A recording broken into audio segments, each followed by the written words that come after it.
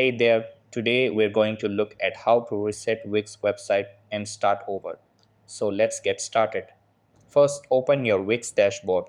Over here, click on Settings in the bottom left corner.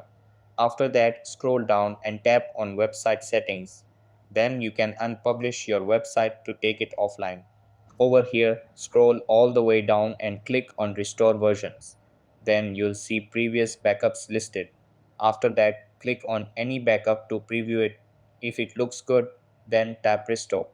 Now, if you want to start fresh, then go back to your dashboard. After that, click on Create New Site. Then choose to create a new website without using AI. Over here, go through the setup and select a new theme. After that, manually copy and paste the text and media from your old website to the new one. And that wraps it up. Appreciate you watching. See you in the next.